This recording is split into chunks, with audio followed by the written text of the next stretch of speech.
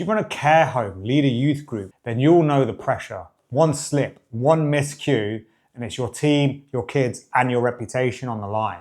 If, like me, you've ever had that sinking moment where you think, all it takes is one small step and we're in deep water here. If that's ever kept you up at night, this video is for you. In this video series, I'll show you a 3-layer model to help you prevent incidents, build trust, and protect your team and organizational reputation without more budget or burnout. I first learned this model 15 years ago on a medium secure forensic ward, and it completely changed how I worked, even today. And to be honest, I think it kept me safe more than once. If you can understand these concepts and find ways to apply them in your working practice, you might find the same. So what is this 3-step model? It's colloquially named the Swiss cheese model of security. And trust me, it is better than it sounds. This model helps aviation, the NHS, and lots of different services. And I'm not joking when I say that the outcomes of it have saved lives, prevented disasters, and saved organizations millions and millions of pounds and dollars. All right, so picture this, a massive block of Swiss cheese. Not fancy metaphor cheese, actual Emmental, that holy yellow plasticky cheese that I really don't like. If you slice it up, look at each slice like it's a layer of safety, a way to protect your young people and your organization. Okay, I'm sure you've got it now. Forget the cheese idea. This is about the holes and the unseen gaps that can lead to real harms. Which layer of security do you think most people think of when we think rock solid? The one that causes the biggest headaches when they fail, and usually the ones that inspectors are zoning in on. The usual question is, how do you keep the right people in and the wrong people out? This is the one most people think of when they're thinking about safety. The obvious stuff, like the bricks and mortar, the doors and locks, the fences. Are they big enough? Are they green enough? And are they see-through enough? We're thinking keypads, key fobs, and basically Fort Knox, but with bedrooms. But if you've ever had a council or an inspector come round and look at your property, it's never just the simple stuff. They're not just checking if the door closes properly and if it's fire retardant. They're peering around corners, looking at window frames and assessing curtain rails. Could this be a ligaturist? And suddenly, the brand new light fitting feels like a threat.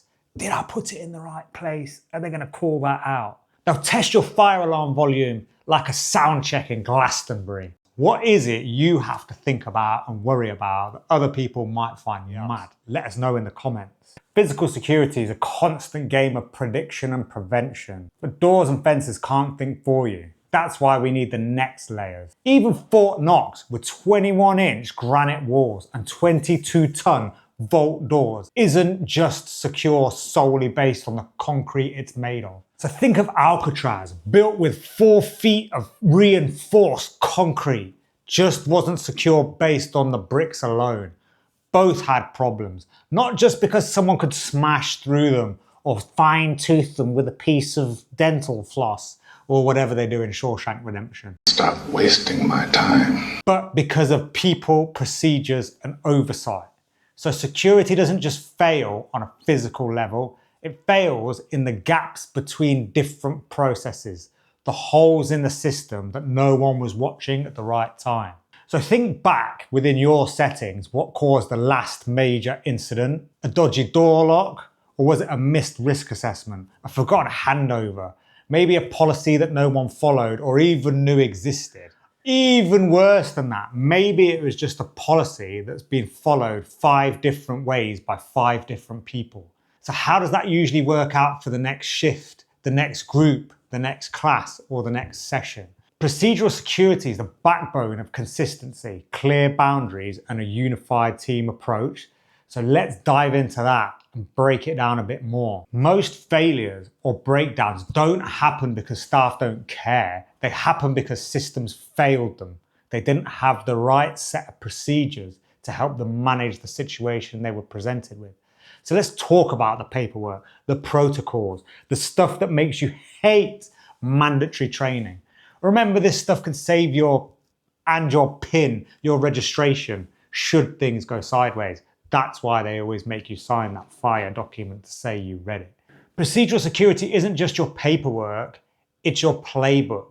And when teams don't share one, things fall apart. When there is no game plan, it's the risk assessments, the sign-in sheets, the shift handovers, the search logs, and yes, the emergency drills that no one takes too seriously.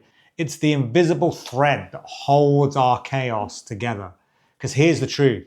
It doesn't matter how secure your doors are, how tall the fence is, or if you've got body scanners at an airport. Procedural errors still occur.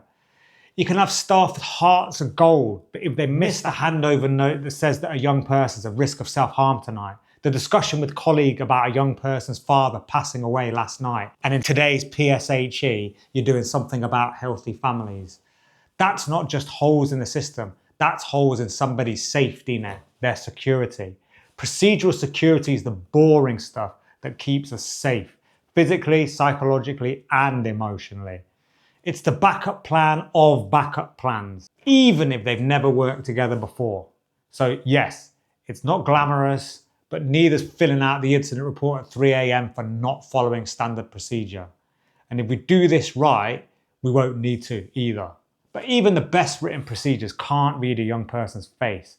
That's where the human layer comes in. So we've built the walls, we've written the procedures, and we've trained our staff team. But it's not lived every day by everyone. Relational security. It means that we model emotional regulation. We show them how to resolve conflicts. We show them that after relational ruptures, we can repair things, especially when things are uncomfortable. We know that boundaries are safety for young people and for you. When I used to work on the wards, this idea really stuck out to me. How we had a mixed team, some brilliant, experienced nurses and crews of young, motivated psychology graduates in enhanced support roles. We could really mix. We were out on the floor all the time, playing pools, sitting down with the client, engaging in chats, looking for early signs of distress before things blew up. The nurses knew if they stayed in the office, they could handle the meds, the admin, a cheeky Facebook scroll on Facebook Farm or something. But the balanced worked. We weren't doing the same task, but we all played the same part. The support team brought energy and connection, and the nurses brought clinical structure and containment. And that ward was one of the safest places I ever worked. And it was also one of the most enjoyable experiences and one of the best teams that I try and model even now. Not because one person was amazing, but because the system worked together. There was trust, there was clarity, and there was balance. So relational security means we model regulation, repair, and healthy conflict, even when it's hard, and especially when it's difficult. If you stack your safety systems right, and you cover them more than you miss, that's what this concept's really about. None of them work independently, and none of them work perfectly on their own.